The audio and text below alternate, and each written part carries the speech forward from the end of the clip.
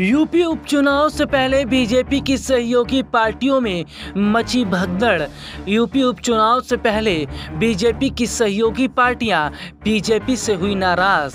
UP उपचुनाव से पहले बीजेपी की सहयोगी पार्टियां बिगाड़ेंगी बीजेपी का खेल।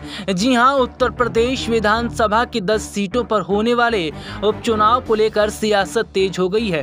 राष्ट्रीय लोकदल के मुखिया जयंत चौधरी ने हाल ही में मुख्यमंत्री योगी आदित्यनाथ से मुलाकात की। इस मुलाकात को यूपी उपचुनाव से जोड़कर देखा जा रहा है। माना जा रहा है कि रालोद ने 2 सीटों पर अपनी दावेदारी जताई है, लेकिन बीजेपी सिर्फ 1 सीट देने के पक्ष में है। और ऐसे में जयंत चौधरी की नाराजगी बीजेपी से काफी ज्यादा नजर आ रही है। सूत्रों की माने तो बीजेपी की सहयोगी पार्टियां उपचुनाव में 2-2 सीटों की मांग कर रही हैं, लेकिन बीजेपी इसके लिए तैयार नहीं है। हालांकि ये देखा जा रहा है कि बीजेपी की सहयोगी पार्टियों को किसी तरीके से मनाया गया है, लेकिन अब ये बगावत आने वाले वक्त में बढ़ सकती है।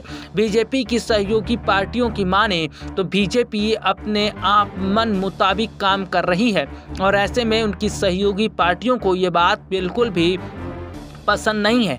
खबर है कि उपचुनाव में भारतीय जनता पार्टी सिर्फ एक मीरापुर सीट ही रालोद को दे सकती है। भाजपा मीरापुर विधानसभा सीट आरएलडी को देने के पक्ष में है। बीजेपी पहले ही साफ कर चुकी है, वो उपचुनाव में सीट शेयरिंग नहीं करेगी। बीजेपी का मानना है कि अगर वो रालोद के साथ सीट शेयरिंग करती है, दूसरे सहयोगी दल भी उसके सामने शर्त रखेंगे। हालांकि बीजेपी की सहयोगी पार्टियां बीजेपी के सामने शर्त रख चुके हैं, लेकिन क्या अब उपचुनाव से पहले बीजेपी में बड़ी दरार पड़ जाती है तो इसका झटका बीजेपी को लगेगा।